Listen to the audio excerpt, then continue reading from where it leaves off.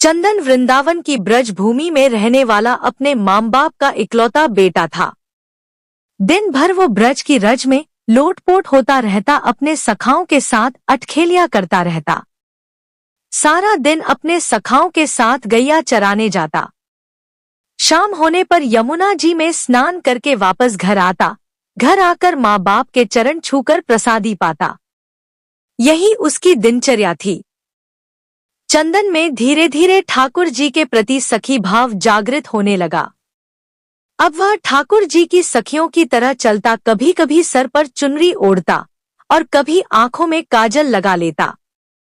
एक दिन उसके मामा, जो बनारस शहर में रहने वाले थे, वृंदावन आए। जब उन्होंने चंदन को सखी भाव में देखा तो हैरान होकर चंदन की माँ से बोले कि चंदन तो आपका इकलौता बेटा है, इसको थोड़ा पढ़ा लिखा लो ताकि वह कुछ काबिल बन सके। चंदन के माता पिता उसके मामा की बात सुनकर सोचने लगे कि हाँ, कह तो यह ठीक ही रहा है, और उन्होंने चंदन को उसके मामा के साथ शहर में पढ़ने के लिए भेज दिया। शहर में पहले तो चंदन का मन नहीं लगा, लेकिन धीरे धीरे उसका मन वहां लग गया और बड़े अच्छे से पढ़ाई करने लगा। चंदन अब बड़ा होने लगा। चंदन चाहे शहर में रहकर वहां रच बस गया था, लेकिन उसके अंदर ब्रजरज का रस कूट कूट कर उसके प्रत्येक रोम रोम में बसा हुआ था, जो कि उसको कभी भी ब्रज से दूरी महसूस नहीं कराता था। इसलिए वह अपने आप को वहां अकेला नहीं समझता था, क्योंकि वह अपने अंदर ही पूरे आनंद में रहता था। चंदन की कक्षा में एक छात्रा उसकी सखा बन गई, जिसका नाम ललिता था। ललिता, जिसके माता पिता बचपन में ही स्वर्गवास हो चुके थे, वह अपने नाना नानी के साथ रहती थी। वह बहुत ही सीधी साधी लड़की थी। चंदन और ललिता की खूब बनती थी। स्कूल खत्म होने पर दोनों इकट्ठे ही आगे की पढ़ाई के लिए कॉलेज में प्रवेश हुए, वहां पर इकट्ठे पढ़े। चंदन की पढ़ाई अब खत्म हो चुकी थी।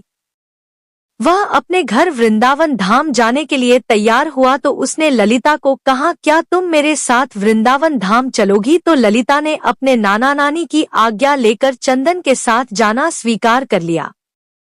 जब चंदन अपने मामा जी से विदा लेकर वृंदावन धाम पहुंचा तो वृंदावन में कदम रखते ही चंदन के हाव भाव बदल से गए। वह तो एकदम से सखी भाव में आ गया। उसकी चाल नर से नारी जैसी हो गई। वह अपनी कमर में हाथ रखकर चलने लगा। अचानक से उसकी चाल में आए परिवर्तन को देखकर ललिता हैरान होकर उसको देखती रही, लेकिन वह बोली कुछ नहीं। अब चंदन अपने घर पहुंच चुका था। घर जाकर उसने अपने माता पिता के चरण छुए और ललिता के बारे में उनको बताया। ललिता की सुंदरता और सादगी को देखकर चंदन के माता पिता भी बहुत प्रसन्न हुए। काफी दिन हो चुके थे ललिता को वृंदावन आए हुए, तो जब उसने चंदन से जाने की आज्ञा मांगी तो चंदन ने अचानक से उसको कहा कि क्या तुम मेरी जीवन संगिनी बनोगी? अचानक से यह सुनकर ललिता घबरा और लज्जा सी गई और उसने मुस्कुराकर हाँ में हामी भर दी। अब उन दोनों की शादी बड़ी धूमधाम से संपन्न हो गई। लेकिन ललिता को कभी कभी चंदन का व्यवहार अजीब सा लगता था। चंदन कभी कभी अपनी आंखों में काजल लगाकर, सर पर चुनरी ओढ़कर, कमर पर हाथ रखकर ना जाने कौन सा नृत्य करता रहता और किसको रिझाता रहता। ललिता को यह सब समझ नहीं आता। एक दिन उसने पूछा कि आप कभी कभी ऐसा रूप क्यों धारण कर लेते हो? तो चंदन मुस्कुराकर उसकी तरफ देखने लगा और तभी उसने मन में कुछ निश्चय किया और कहा कि प्रिय, तुम सुबह तैयार हो जाना, मुझे तुम्हें कहीं पर लेकर जाना है। ललिता को कुछ समझ नहीं आया, लेकिन पति की आज्ञा को मानकर वह जल्दी सुबह उठकर तैयार हो गई। चंदन उसको बरसाना धाम ले गया और किशोरी जी के निज महल में जाकर उसने अपने पांव में घुंघरू बांधकर, आंखों में काजल लगाकर, कमर पर चुनरी बांधकर नृत्य करना शुरू कर दिया। ललिता उसको देखकर हैरान हो रही थी कि अचानक से चंदन को क्या हो गया है। वह तो बस अपनी धुन में किशोरी जू के आगे नृत्य करता जा रहा था। उसका नृत्य इतना मंत्रमुग्ध करने वाला था कि वहां पर आए सभी भक्तजन ठिठक कर उसके नृत्य का आनंद ले रहे थे। बाहर से कभी कभी पवन का एक झोंका आकर चंदन के नृत्य का आनंद ले जाता और कभी कभी सूरज की किरणें अंदर आकर चंदन के पैरों में बजते नूपुर से निकली राधे राधे की ध्वनि को सुनकर आनंदित हो जाती। जब चंदन थोड़ा शांत हुआ तो उसने ललिता को बताया कि यह हमारी लाडली सरकार है, इनको नमन करो। ललिता को तब भी कुछ समझ न आया, वह अभी भी असमंजस में थी। किशोरी जी को प्रणाम करके वह वापस वृंदावन आ गए।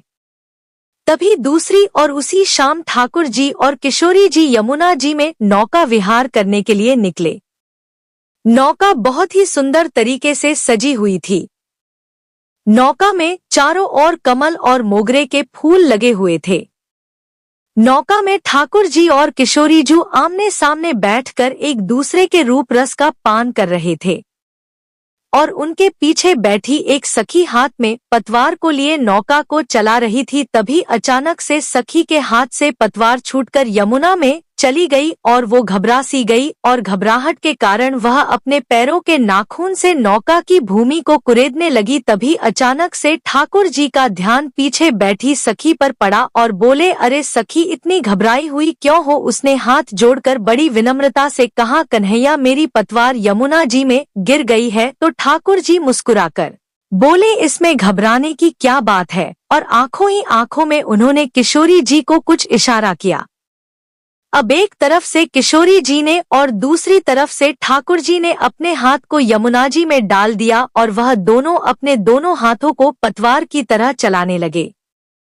झुकने के कारण किशोरी जी के सर पर ओढ़ी चुनरी यमुना जी में भीग रही थी और उधर दूसरी तरफ ठाकुर जी का गले में पड़ा पीताम्बर यमुना जी में भीग रहा था। हाथों पर पीताम्बर और चुनरी पर लगा इत्र यमुना जी में घुल मिल गया था। ठाकुर जी और किशोरी जी ने अपने हाथों से उस नाव को किनारे पर लगाया। अगले दिन ललिता की सास और ससुर चंदन के मामा के यहाँ कुछ काम से चले गए। अब घर में ललिता और चंदन अकेले थे। चंदन सुबह सुबह ही अपने काम पर चला गया और ललिता हाथ में मटकी को लेकर यमुना जी से जल भरकर ले आई। आज घर में कोई नहीं था, इसलिए जब ललिता ने मटकी में से जल को थोड़ा सा पिया तो उसमें इतनी सुंदर इत्र की खुशबू को महसूस करके वह बहुत प्रसन्नता से भर गई। धीरे धीरे उसने उस मटकी में से काफी जल पी लिया और जब थोड़ा सा जल शेष बचा तो उसका ध्यान मटकी में पड़ा तो वह क्या देखती है कि नौका में बैठकर विहार करते किशोरी जू और लाल जू नजर आ रहे हैं। ललिता घबरा कर दीवार के सहारे टेक लगाकर खड़ी हो गई। उसको कुछ सूझ नहीं रहा था। मटकी से पिया हुआ जल धीरे धीरे अब उसके पूरे शरीर में फैल गया था। उसकी आंखों में ना जाने कैसे अश्रु धारा बहने लगी। इतने में चंदन बाहर से आया और अपनी पत्नी की ऐसी दशा देखकर उसने पूछा, प्रिय, क्या हुआ? ललिता के मुख से कुछ भी नहीं निकल रहा था, परंतु उसके होंठ कुछ कहने के लिए फड़फड़ा रहे थे। सांस जोर जोर से चल रही थी, आंखों की पलकें हिल भी नहीं रही थी। चंदन ने जब उसको झिंझोड़कर बार बार पूछा तो उसने इशारे से मटकी की तरफ इशारा किया। चंदन ने जब मटकी की तरफ देखा तो उसको भी मटकी में ठाकुर जी और किशोरी जी की नौका विहार की छवि दिखाई दी और वह झूम झूम कर नाचने लगा और ललिता को पकड़कर उसने खींचकर जोर से अपने अंक में भींच लिया और कहने लगा, अरे प्रिय, आज तुझे ब्रज ने स्वीकार कर लिया है, आज तुझे मेरे श्यामा श्याम जू ने स्वीकार कर लिया है। ललिता कुछ समझ नहीं पा रही थी और चंदन की तरफ देखी जा रही थी तो चंदन ने उसको समझाते हुए कहा कि तुम्हारे कोई पुण्य कर्म थे जो तुझे ब्रज में कदम रखने का सौभाग्य प्राप्त हुआ, लेकिन ब्रज में कदम रखकर तुम्हें सुख प्राप्त हो रहा था, लेकिन उस सुख को आनंद में बदलने के लिए तुझे किशोरी जी की आज्ञा की प्राप्ति जरूरी थी। इसलिए मैं तुझे बरसाना धाम ले गया था ताकि तुझे भी वहां पर किशोरी जी का आशीर्वाद प्राप्त हो। यह उन्हीं की कृपा प्राप्ति है जो आज तुम्हें ठाकुर जी और किशोरी जी के नौका विहार के दर्शन इस मटकी में प्राप्त हुए हैं, क्योंकि आज तुझे ठाकुर जी और किशोरी जी ने अपना लिया है। जो यमुना जी का जल धीरे धीरे उसके शरीर में प्रवेश हुआ था, वह ठाकुर और किशोरी जी की कृपा की छलनी से उसके पाप नीचे बैठ गए थे और अब उसके पुण्य कर्म ऊपर थे, इसलिए ललिता को इस आनंद की प्राप्ति हो चुकी थी। इसलिए ब्रज में तो हर कोई आता जाता रहता है और उसको सुख की प्राप्ति होती रहती है, लेकिन जिस पर ठाकुर जी व किशोरी जी की कृपा हो उसको सुख के साथ साथ ठाकुर जी के आनंद की भी प्राप्ति होती है। इसलिए हमें ठाकुर जी के मीठे आनंद को अपने रोम रोम में प्रवेश करा के उस आनंद से प्राप्त प्रेम की मृगतृष्णा को इतना बढ़ाए कि वह प्रेम आंखों में निकलने वाले नमकीन अश्रुओं के द्वारा बहकर ठाकुर जी और किशोरी जी की मीठी कृपा से सरोबार हो सके। जय जय श्री राधे। व्रज समुद्र मथुरा कमल, वृंदावन मकरंद, व्रज बनिता सब पुष्प हैं, मधुकर गोकुलचंद। निखिल विश्व की आत्मा श्री कृष्ण चराचर प्रकृति के एकमात्र अधीश्वर हैं, समस्त क्रियाओं के कर्ता, भोक्ता और साक्षी भी हैं। वही सर्वव्यापक हैं, अंतर्यामी है। सच्चिदानंद श्री कृष्ण जी का निज धाम, उनकी बाल लीलाओं का साक्षी एवं उनकी प्रियतमा श्री राधा रानी का हृदय है ब्रजधाम। भारतवर्ष में अनेक तीर्थ स्थल जैसे अयोध्या, द्वारिका, चित्रकूट, चार धाम आदि अवस्थित हैं। इन्हीं सब धामों में ब्रज मंडल अपना अनूठा महत्व रखता है। भक्ति रस में ब्रज रस की माधुरी अनुपमेय है। भगवान श्री कृष्ण ने ब्रज में प्रकट होकर रस की जो मधुरतम धारा प्रवाहित की उसकी समस्त विश्व में कोई तुलना नहीं है। बड़े बड़े ज्ञानी, योगी, ऋषि मुनि, देवगण सहस्त्र वर्ष प्रभु के दर्शन पाने को तप करते हैं, फिर भी वो प्रभु का दर्शन प्राप्त नहीं कर पाते हैं। वहीं इस ब्रज की पावन भूमि में परम सच्चिदानंद श्री कृष्ण सहज ही सुलभ हो जाते हैं। समस्त ब्रज मंडल को रसिक संतजनों ने बैकुंठ से भी सर्वोपरि माना है। इससे ऊपर और कोई भी धाम नहीं है जहां प्रभु ने अवतार लेकर अपनी दिव्य लीलाएं की हों। इस ब्रज भूमि में नित्य लीला शेखर श्री कृष्ण जी की बांसुरी के ही स्वर सुनाई देते हैं, अन्य कोलाहल नहीं। यहाँ तो नेत्र और श्रवणेंद्रिया प्रभु की दिव्य लीलाओं का दर्शन और श्रवण करते हैं।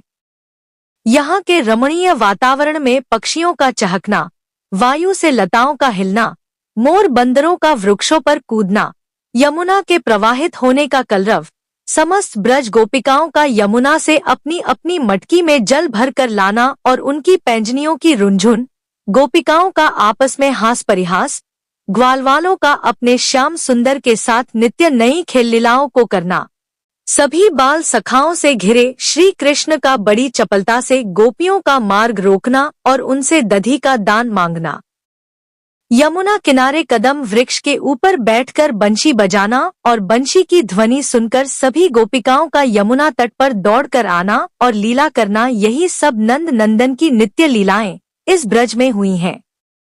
यहाँ की सभी कुंजनिकुंज बहुत ही भाग्यशाली हैं, क्योंकि कहीं प्यारे श्याम सुंदर का किसी लता में पीतांबर उलझा तो कहीं किसी निकुंज में श्यामाजू का आंचल उलझा। प्रभु श्री श्याम सुंदर की सभी निकुंज लीलाएं सभी भक्तों, रसिकजनों, संतों को आनंद प्रदान करती हैं। ब्रज का हर वृक्ष देव है, हर लता देवांगना है। यहाँ की बोली में माधुर्य है, बातों में लालित्य है, पुराणों का सा उपदेश है। यहाँ की गति ही नृत्य है, रति को भी यह स्थान त्याग करने में क्षति है। कण कण में राधा कृष्ण की छवि है, दिशाओं में भगवद नाम की झलक, प्रतिपल कानों में राधे राधे की झलक। देवलोक गोलोक भी इसके समक्ष नतमस्तक हैं। संपूर्ण ब्रजमंडल का प्रत्येक रजकण, वृक्ष, पर्वत, पावन कुंड सरोवर और श्री यमुना जी श्री प्रिया प्रियतम की नित्य निकुंज लीलाओं के साक्षी हैं।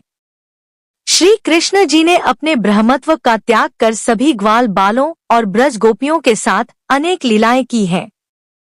यहाँ उन्होंने अपना बचपन बिताया, जिसमें उन्होंने ग्वाल बालों के साथ क्रीड़ा, गौचारण, माखन चोरी, कालियां दमन आदि अनेक लीलाएं की हैं। भगवान कृष्ण की इन लीलाओं पर ही ब्रज के नगर, गांव, कुंड, घाट आदि स्थलों का नामकरण हुआ है। जय जय श्री राधे।